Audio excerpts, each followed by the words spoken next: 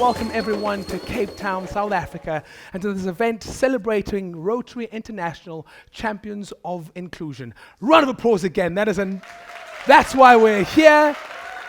Today's honorees demonstrate what happens when people of action come together to identify problems, create a vision of how it can be solved, then partner with the community to deliver fasting and lasting change. The placing a greater emphasis on diversity, equity, and inclusion, we have an opportunity to come to terms with our past and build a future where everyone is welcome, everyone has the support that they need to fully participate, and everyone is respected and valued. This is the global path of reconciliation, progress, and hope. To reach this destination, it helps to have a supportive guiding leader, and we have her here. Had a great conversation with her. It is the CEO of the Desmond Lee Legacy Foundation. Please put your hands together for Janet Jobson!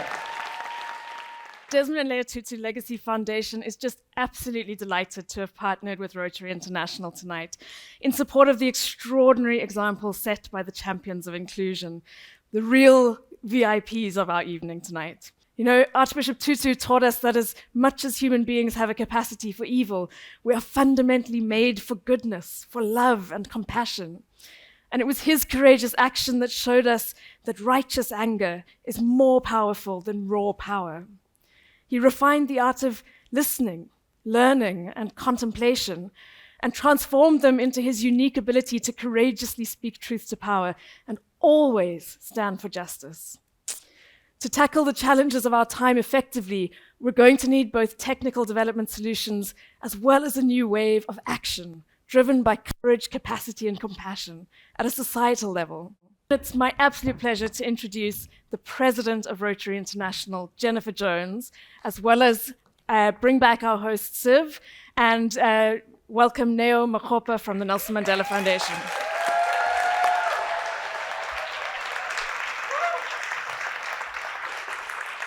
Why is inclusion and diversity so important?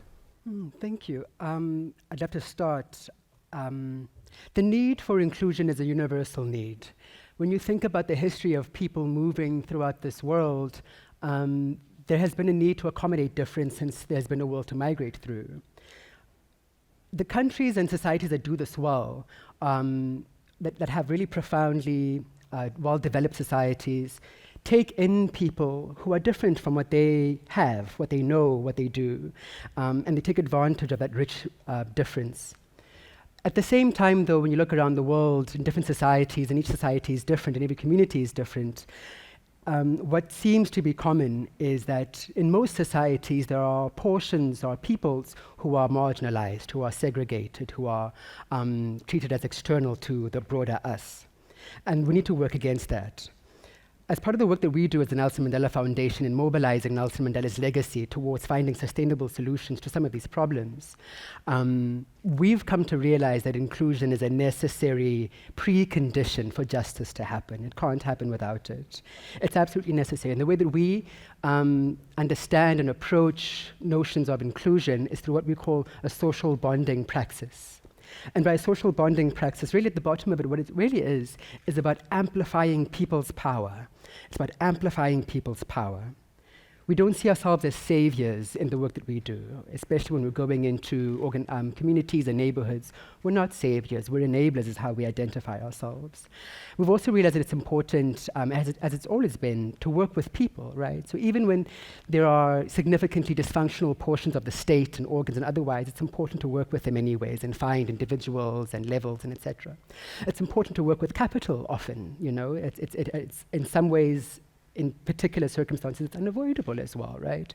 But it's also important to bring capital in, you know, private business and otherwise.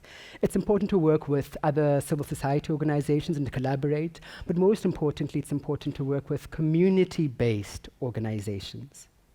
What I'm describing is the need to create partnerships, because we can't do it on our own. The partnership that as we kind of unfolded, at the center of it is the creation of a common good. And we take the framework of what a common good may be in a different context and otherwise from community-based organizations. They have the insights, they have the knowledge, they know what needs to happen, they know how it needs to happen too. it's also about acknowledging that we're going to make mistakes. Working with people is hard. Working across differences is hard. We need to listen to each other and intently listen to each other, and we also need to compromise.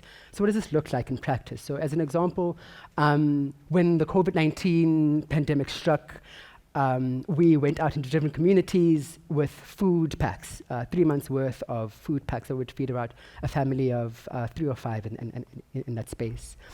And we thought we were doing good work, right? We're going around the country in different provinces and otherwise, and here's food, and here's food, and here's food. But then we realized that people have more needs. And we listened to them. So when this one particular community in Limpopo said they actually don't have water, so how can they cook this food? And so it was important for us to build a borehole then. And our partners at that time understood that, and we achieved that. We built a borehole, 2 boreholes actually, and now they have water. But yeah, I'm also curious about you and Janet and your work that you do with the Tutu Foundation, and how have you approached this question of inclusion? Yeah, it's interesting. I was thinking earlier today, so April in South Africa, we recognize on the 27th of April our Freedom Day. So the first democratic election was held in 1994. And I was thinking today, the Arch, I think he was 63 when he got to vote for the first time. Wow. And he said it was like falling in love. And then he went on to say that we could be the rainbow people of South Africa. And this idea of being the rainbow people has really gone out of fashion in our society today. But if I think back to the origin of the term, he led a march of 30,000 people in 1989 to the Grand Parade, which is right around the corner. And it was a multiracial, multi-faith march at the height of apartheid. And he said in front of this crowd, look at us. Here we are, black and white. We are defying the logic of separation. And that is what being rainbow people is all about. And so, I was really thinking about that today, and then thinking about, in particular, the legislation that's just passed in Uganda, the anti-homosexuality bill, and how grateful I am for the fact that we walked a journey of inclusion that was particularly when we got to choose how we would create our country, that we created a country in which every single person mattered, in which the Bill of Rights recognizes every identity as being valid and needing to be protected. And so that's sort of an ethos I think we've got to move through the world with, which is that every human life is precious, and that every single opportunity to get to know each other is an opportunity to really learn something profound about our shared humanity. The term used in South Africa and that the Arch used a lot was Ubuntu, that you're a person fundamentally made up by your relationships with other people. And there's something so powerful in that idea, because it means that the minute we exclude or we dehumanize, it means we're doing something as well to ourselves. We're dehumanizing ourselves. We're excluding the opportunity for really understanding what a full human scope of humanity can be.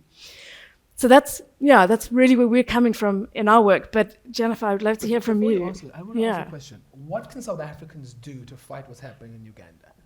I think a lot of us are tweeting, a lot of us are posting. Yeah. What can we do as South Africans to really get involved? Because we cannot stand and keep quiet. So one thing that's a huge problem in South Africa is xenophobia. And I think we've got to have a massive voice in South African society that says Ugandan refugees are welcome here. That we will stand up, we can protest what's happening in Uganda. But until South Africa is safe for asylum seekers and refugees, then we are no better in protecting the rights of sexual minorities, sexual and gender minorities. And so I think we have to look very clearly in the mirror at how our society can do much better at stepping up to the plate. Yeah. I was going to ask Jennifer, you're the leader of Rotary International, which is an enormous organization spread all around the world. And so how does inclusion and diversity play out in your work? Well, and to the point of how do South Africans, so to your point, how do South Africans have a voice? How does the rest of the world have a voice? And one of the great things that I love about our organization is that we represent more than 200 countries and geographical areas.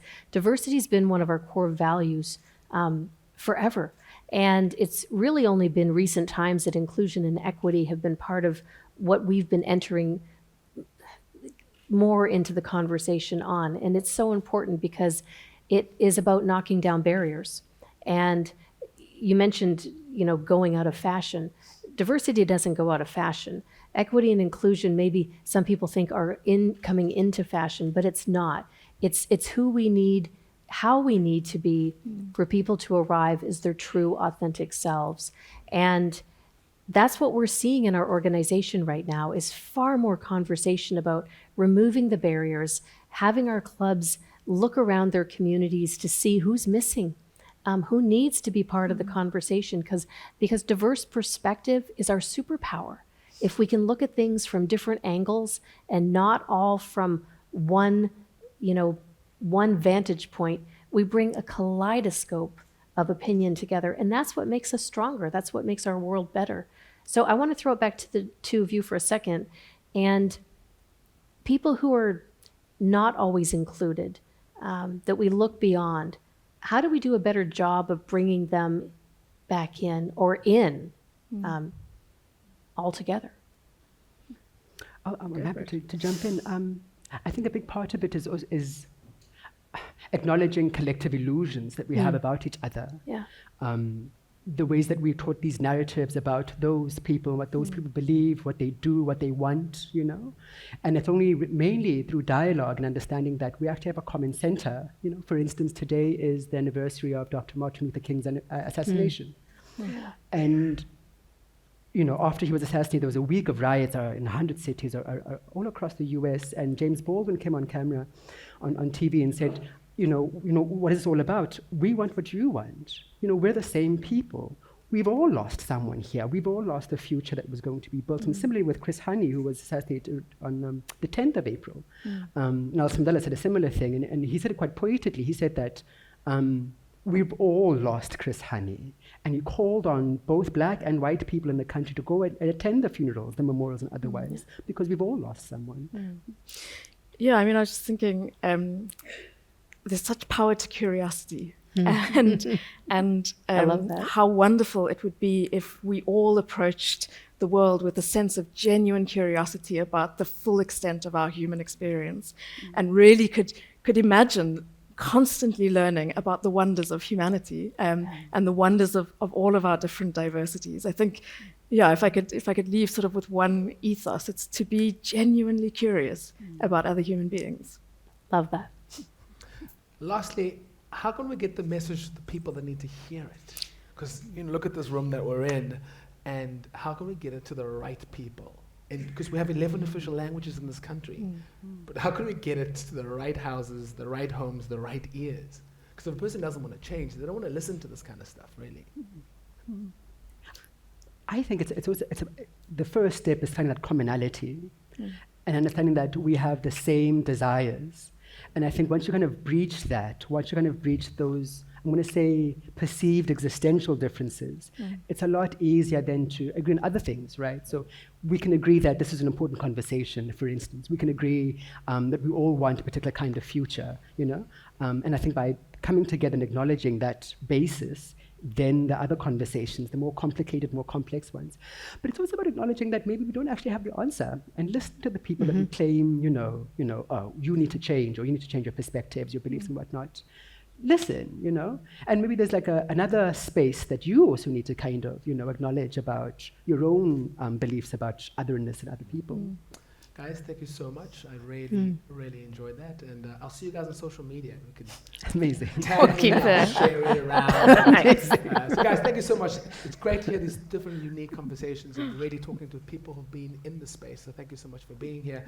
But what I did take away from this discussion is the need to have open, continued dialogue about inclusion and keep finding ways of broadening participation in those conversations and with problem solving. So thank you so much for being here, and I look forward to chatting with you guys. Thank you, Sid. And to demonstrate the power of inclusion, we want to introduce our first two honorees. In Brazil and throughout the world, integrating transgender people into the mainstream and providing them growth opportunity benefits everyone. Addison Zoas from Brazil will share with you why this is true. It takes love to be able to live.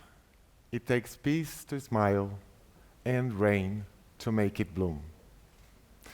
It took challenges and experience for me to appreciate and apply them, these thoughts, to my own journey. I am a cisgendered LGBTQ plus 43 years old, proud Rotarian. In 2017, I faced a series of major challenges. I suffered bone degeneration and had hip prostheses. These forced me to leave a 20-year career in the global financial market. But that same year, hope came into my life because my only niece, Antonella, was born. She inspired me to find a new path as an educator and a leader, seeking for equal and safe paths for others like me. Brazil desperately needs help walking that path. We are a nation of more than 200 million people, 51% women, 56% black, 24% have some sort of disabilities, and 12% identify themselves as an LGBTQ person. But we also have a history of colonialism and slavery, and cultural reluctance to embrace the full character of our people. My DEI conversations began in 2019 when I was a Rotary LGBT+ Fellowship Board member. People told me they wanted a membership reflecting the diversity of Brazil, one that embodied faith in the organization, personal dignity, and a willingness to be vulnerable.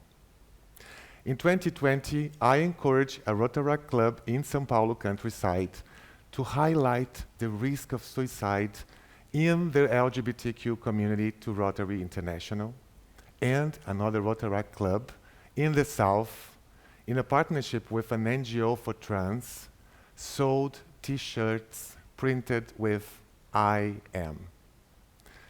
These raised funds for a professional training project dedicated to the trans community in Brazil, who are so stigmatized they resort to prostitution to survive.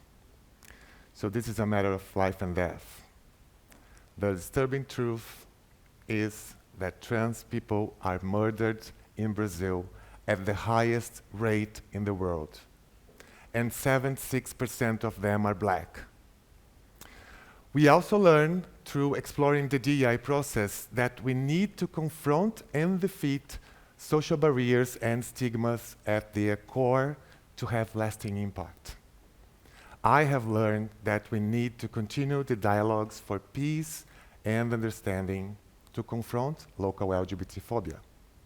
I saw how fear continues to obstruct the DEI path, but I believe with proper training, we can achieve progress and respect. In May 2022, all this work culminated in Brazil's Diversity, Equity and Inclusion Committee, CDI Brazil. I am proud to serve as the first CDI president. We established a governance work in 5 areas of service, and we made education as our primary focus. We serve as a consultative national group for all Rotary districts and its leaders. In October 2022, we celebrated when 27 out of 31 governors designated DEI chairs. Last year, CDI Brazil discovered a local Rotary club that had already been formed within a Paralympic training center. This club, whose most members have some sort of disabilities, gave us insights and inroads into the disabled community in Brazil. Through this broader partnership, we created a social media campaign called 20 Signs for Inclusion, and celebrating deaf people within the disability community. But how we should encourage our clubs to learn, adapt, and welcome more diverse people. I thought it was important that I learn sign language to support the projects publicity, and so I did. CDI Brazil comprises people who want to belong, who make room for others, and acknowledge our shared humanity. Together, we weave a fabric called purpose. These ribbons intertwining CDI Brazil's logo represent people who felt comfortable sharing with me their true identities. Our fabric is sewn from stories with opportunities to fight for change and to become leaders. Our committee is a beacon of the difference we can make together, and we must tell the world that we exist. Cam Stewart from Canada has been doing this for about 23 years in the field of diversity, inclusion, and human rights, especially focused on the Indigenous population and inclusion. Relationships are built at the speed of trust. Many of you have heard of Canada's Truth and Reconciliation Commission. Inspired by South Africa's experience, the Commission's purpose, which ran from 2008 to 2015, was to document the history and lasting impact of Canadian Indian residential school system. I attended Canada's Truth and Reconciliation Commission events to listen to Indigenous people and elders. It was here I discovered the real history of residential schools: systemic discrimination, Canada's colonization, and the ongoing impacts these have had on Indigenous youth, families, and communities. Throughout my career, I received various awards, but it was not until I was honored with an Eagle Feather and later gifted the name of Magusta Pinicum, Red Morning, which at the time I knew was my calling, to advance Indigenous inclusion in Canada. And I keep these items close to my heart, and I use them daily. I was sharing these insights with government and businesses when the Rotary District Governor asked me to support outreach to our local Indigenous communities. Our District Indigenous Relations Committee is a standalone committee and is unique in Rotary because it has representation from non-Rotarian Indigenous leaders. And its strategic plan was even consecrated in a traditional pipe ceremony. It facilitates training and provides support for Rotary and Indigenous communities to co-create engagement opportunities. A community practice group has now emerged, which includes over 100 members interested in being leaders of Indigenous inclusion for their clubs. And as our efforts progressed, it was one of our local elders who taught us, relationships are built at the speed of trust. The committee has hosted opportunities for Rotarians and Indigenous leaders to meet both on reserve and in urban areas, to learn about each other and each other's dreams and build trusting relationships. It was a young Blackfoot artist who developed a logo to promote our joint work. She portrayed two hands shaking on a mutual level, signifying building trust and friendship within the traditional medicine wheel image, representing our commitment to view our work through an Indigenous lens. By building relationships with our Indigenous neighbors, our clubs are creating a more welcoming and inclusive culture. To date, 16 clubs have directly participated with 6 nations and many urban Indigenous groups. A youth-focused Interact Club was formed at one of the reserve schools.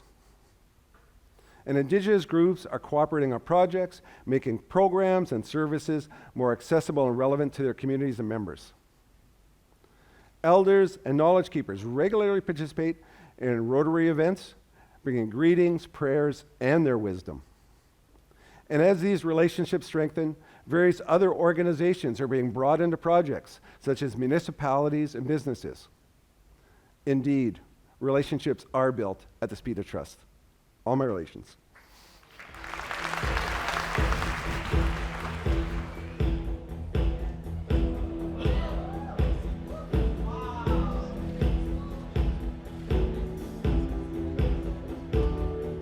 On me donne l'obscurité, puis la lumière. On me donne la faim, la soif, puis un festin. Qu'on enlève ce qui est vain et secondaire. Je retrouve le prix de la vie, enfin. On me donne la peine que j'aime dormir. On me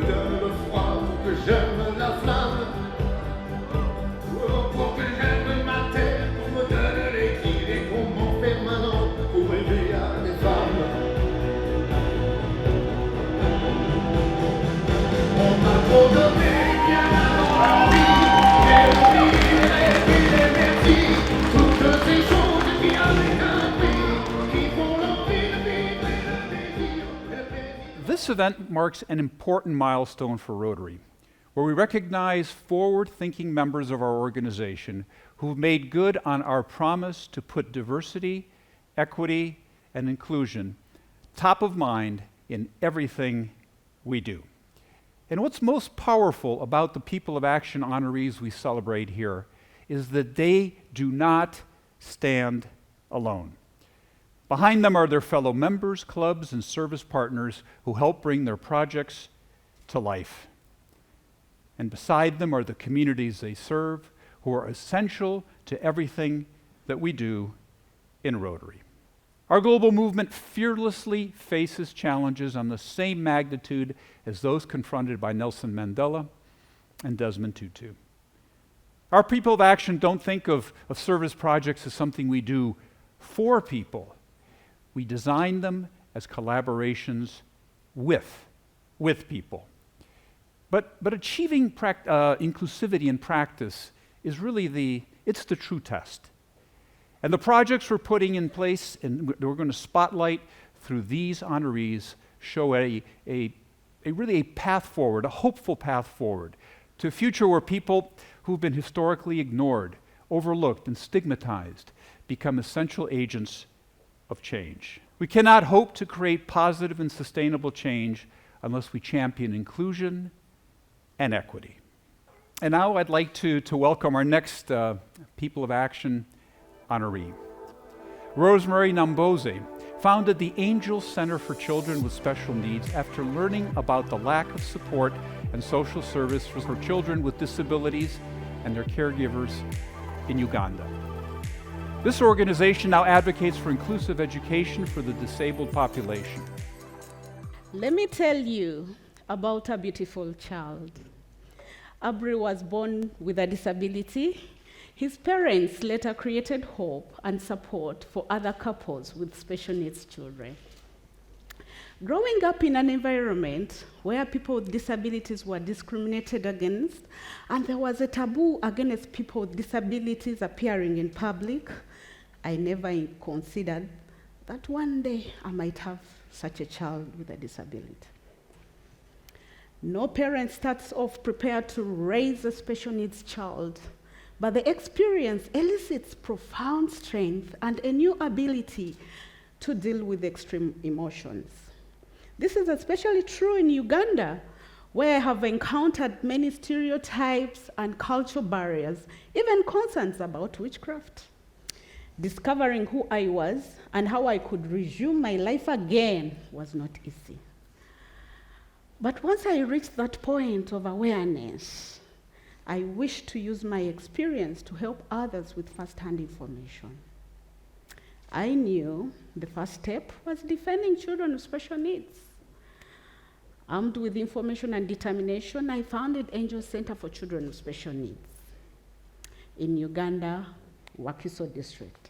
The initiative upholds the rights of children with special needs and ensures that caregivers raising these children are supported with psychosocial support and community-based rehabilitation. This is how it works. Our vision, a society which integrates children with special needs, must fully realize their potential. Then our mission is to be the voice by breaking the silence and fear of disability in communities through increasing access to information and service delivery. We need to give disability a human face, so the values and dignity that exists within the beautiful, unique children is seen and embraced by society. Since 2012, we have supported over 150 children and 200 vulnerable households raising children with intellectual disabilities. And among them, we are looking at Down syndrome, cerebral palsy, and autism. Our Center of Excellence of Disability in Uganda hosts the early learning for children with special needs. We have also advanced the rights of young people with intellectual disabilities in employment and equal and fair opportunities. Through the collaboration with potential employers, we are connecting young persons with intellectual disabilities to decent employment.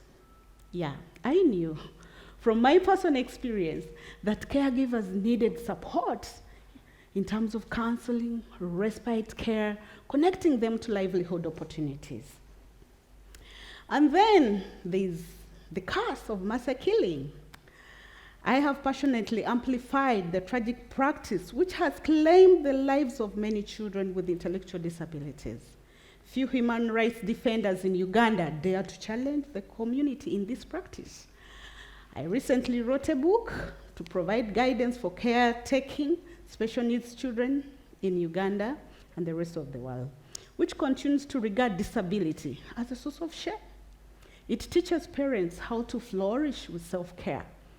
To our son, Abril, you have been our greatest teacher in the family. We affirm our love for you. We shall stand by and defend you from all forms of exclusion to live a productive and happy life. So now I'd like to welcome Ejlal Kardekali, who's been an active community volunteer for the past 50 years. With her most recent project, she's conducted musical training and therapy for displaced children. La la la la la la la la la la la. Haydi gel sen söyle. Every one of us has a place for music in our heart, in our lives. In Izmir, Turkey, where I live, I work with children. Most are from Izmir, but many are from displaced families of ethnic origins, Roman and especially Syrian. Izmir, like many other cities, welcomes Syrian families and others who flee war and take refuge in my beautiful country. Since January 2022, I taught around 700 children, a third of whom were from displaced families, and saw music's power in breaking barriers to build stronger communication and understanding across communities. It's music that crosses bridges and builds harmony. And it helps children express and share their innermost feelings so that trauma diminishes. When we work together in class, we start by singing lullabies, the ones our mothers used to sing to calm, reassure, and comfort us. So imagine us in class, in Turkish first. Then we hear a very special German lullaby by Johannes Brahms, the one that my mother used to sing with Turkish words. Another one comes from Halil in Arabic. So we sit back, we hold hands, we close our eyes, and we listen to him. We are delighted that he volunteers to use music to share his faraway childhood with us. Music makes him feel in harmony with us. We listen to Beethoven's Piano Sonata, the first movement. Here, individual expression and sharing of thoughts and feelings are emphasized. Music teaches children the very important notion of listening closely, and more importantly, expressing themselves. In music classes, children share experiences and feel in harmony. They learn the fundamental elements of music and have fun at the same time. Music inspires them to imagine. Like a therapy session, they express, share innermost feelings. Teachers use music to assist the newcomers and in other disciplines, especially in math. Schools make more chorus projects. And the most precious result, listening to each other, listening together as we make music, hearing, really hearing what others say. We can communicate and understand each other better, much better, establish loving, lasting, and peaceful relationships. I can't tell you how important this is. Because children, particularly of displaced families, are not visitors to our beautiful country. They are now a part of us. Music is a precious gift. By sharing this precious gift, we can help these children feel part of us, part of our culture, while remembering their own. And we can make the most beautiful and harmonious music together, always. Thank you.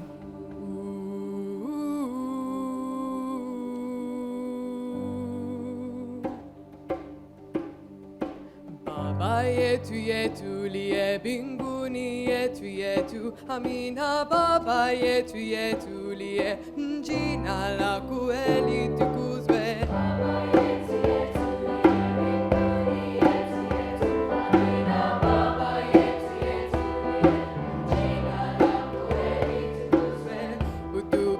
Chakula chetu tunachohitaji utasame makosa yetu, hey, kama nasi tunavyowasamehe waliotukosea. Usitutie katika majaribu, lakini utuokoe na yule mwovu milele.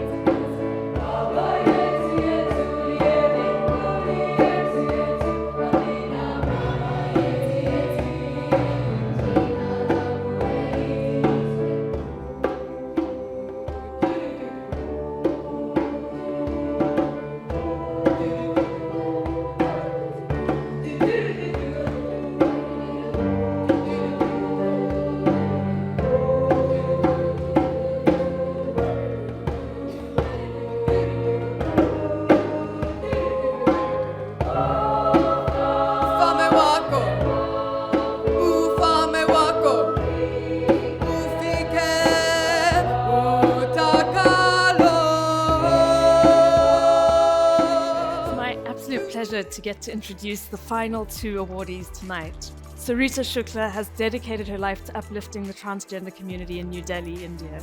She leads the transgender empowerment project named Astitwa at Pahal, Nurturing Lives. How would you feel if your parents disown you? What would be your state of mind if those around you kept mocking you? It is indeed traumatizing to even visualize such a situation in life. Unfortunately, this is the reality for some people, and we can understand it would push anyone to depression and isolation. Where I live, this is often the experience for transgender people. In India, we officially have more than 6 million people, referred to as lakhs, but the undisclosed count is much more. In 2010, I met a woman who had a profound impact on my life. I was working on a supporting project that supported 6 workers. At first, Rinku was reluctant to open up, but eventually she shared a moving story. She was rejected by her family, who said she couldn't achieve anything because of her identity.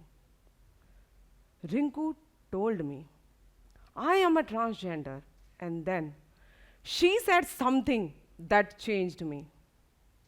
There are so many organizations and people who work for children, old people, disabled, and challenged. However, no one works for us and our well-being. The day someone will think about us, probably this world may be a better place for us to live.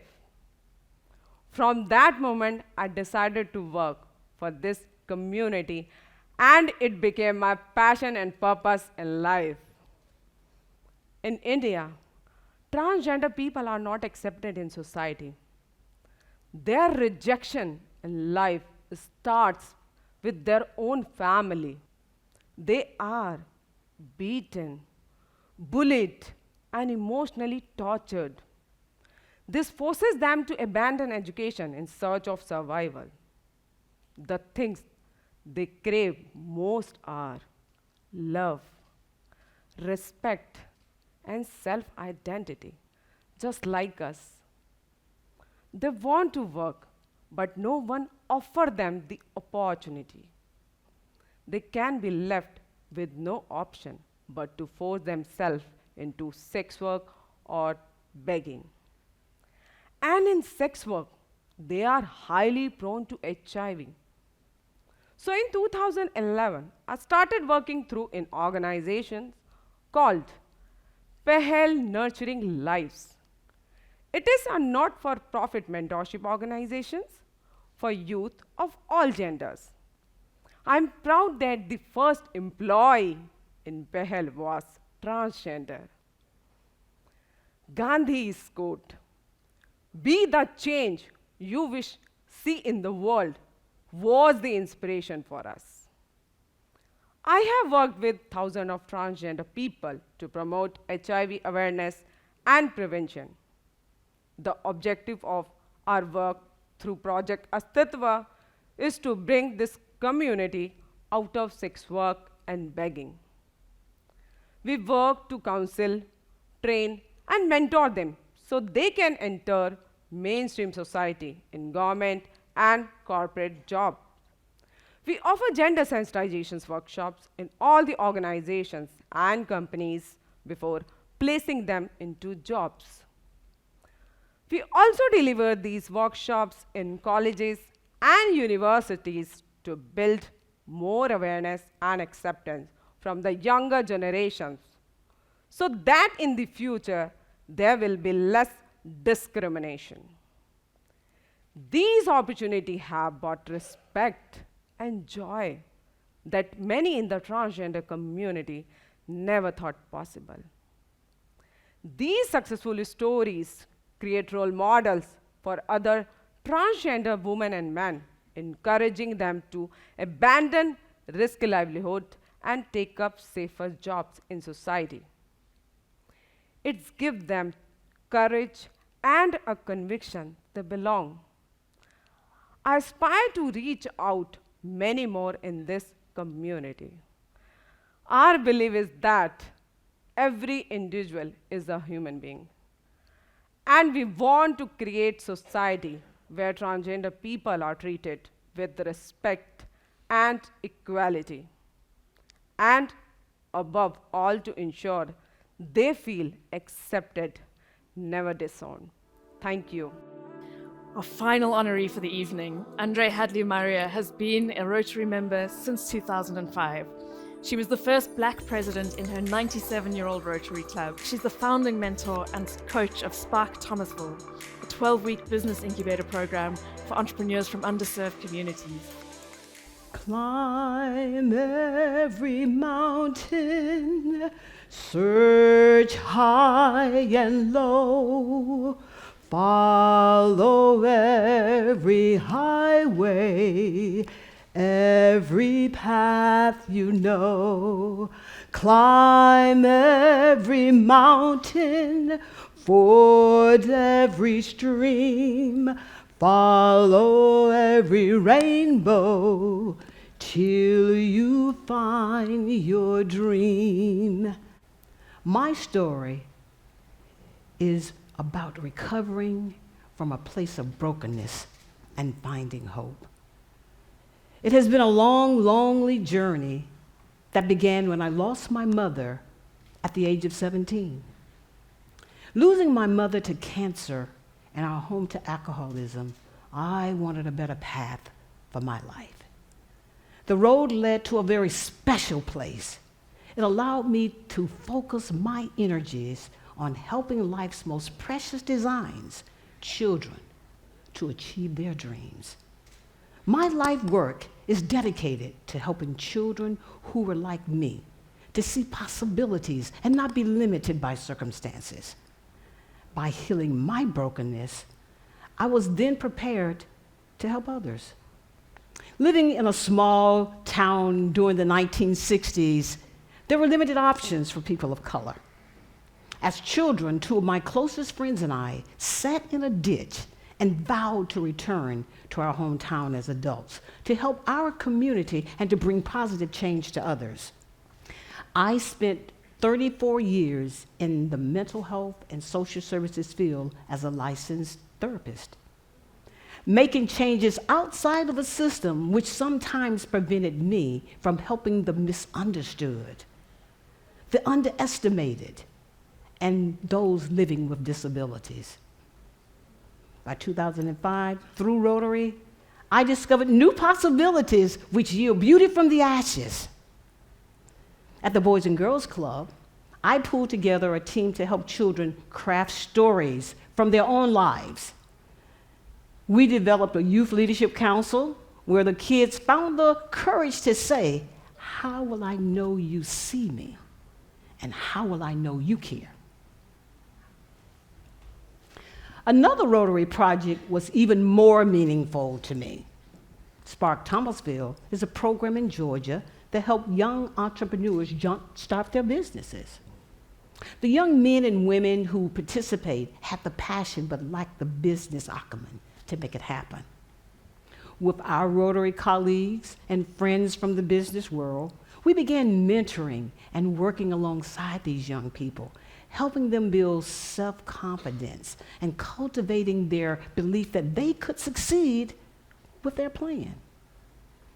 We helped them clarify their purpose. Once they understood the why of what they were doing, they could share their passions and belief in their visions, potential, and purpose. They continued to grow in confidence and in knowledge. Small steps were major accomplishments, moving them closer and closer to their dreams. And all of this work is now paying off. Recently, in Spark Thomasville, we launched 29 new entrepreneur businesses. That's something to clap on.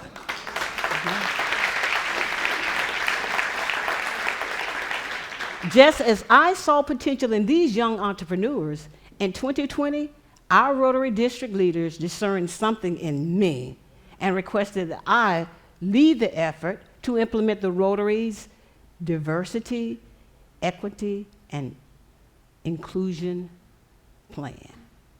Now, as the first African American district governor nominee for my district and the first woman of color in the district, convincing 69 clubs to embrace this effort was a mountain to climb. Okay? Starting with a small group, we took personal inventories, evaluating our own biases, determining if we had the will to change.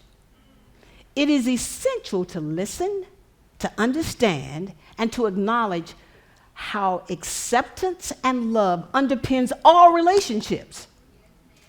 Making progress in DEI, all right, go ahead. I'll take it. Making progress in DEI meant first, loving ourselves, knowing who we are, owning our history. Authentic conversation became the catalyst for change. In 2023, 29 clubs are embracing this change, so I am proud of where we are.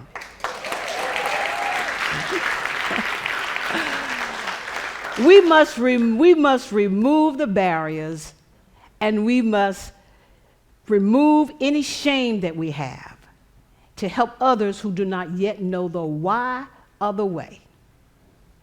Someone once said, "Lift high your candle, let others share your spark, lest you and I behold too late the trail before us dark." Let us light the way, sharing our stories, helping others find their place of hope, one relationship at a time. Today, we have honored 6 individuals for the actions they have taken to lift communities and empower people and demonstrate to the members of our organization and the world that diversity, equity, and inclusion are more than words. They are powerful tools that can make an immediate difference in lives everywhere. And they can help shape the kind of people we want to become, to be at our most effective. And we know that our people of action have to adapt to the world around us. The words diversity, equity, and inclusion, they don't just appear out of the middle of nowhere. They rose as our world was suffering with COVID-19 through the pandemic. And the most vulnerable, everywhere, were affected the most. And they rose because we all saw with our own eyes how far the world needs to go to truly reconcile ourselves to the divisions that remain and the pain that we sometimes inflict on each other. We can create lasting change through our acts of kindness delivered through the force of will. That's going to require us to become upstanders, advocates for people who we have long ignored. And it will be a long journey, perhaps for everyone. It requires us to leave our comfort zones and, yes, speak a little bit differently, care a little bit more about the meaning of our words. And so we do this not to enforce a code on anyone, but to touch off discovery. Because in the process of understanding why certain words and phrases affect the way people think and act, we can see our world in a new way. We become a new kind of people, capable of affecting more change than ever before. So yes, words too can be a call to action.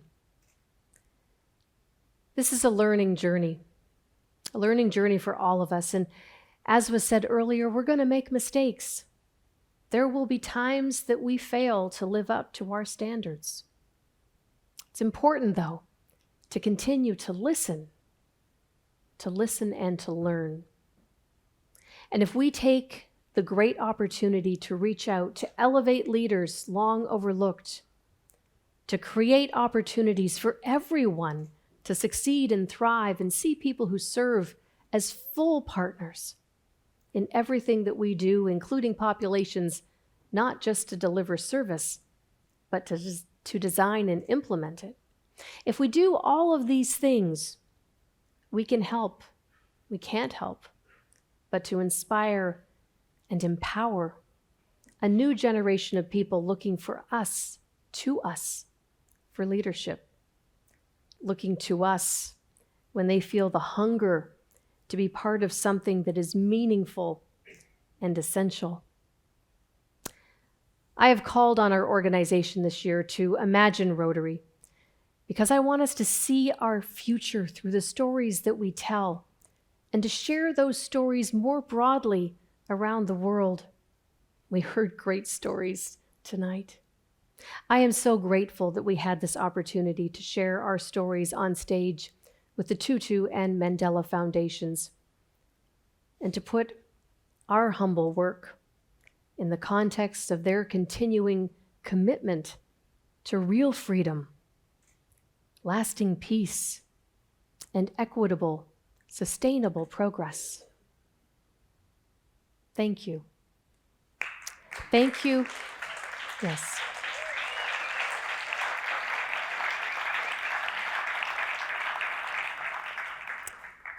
Thank you to each of them.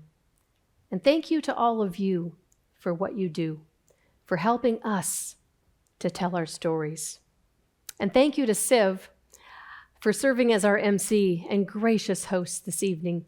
And thank you to all of the incredible performers. My goodness, they've been amazing. And the stories of their talent. And thank you to the honorees. Thank you to each of them for their continued inspiration.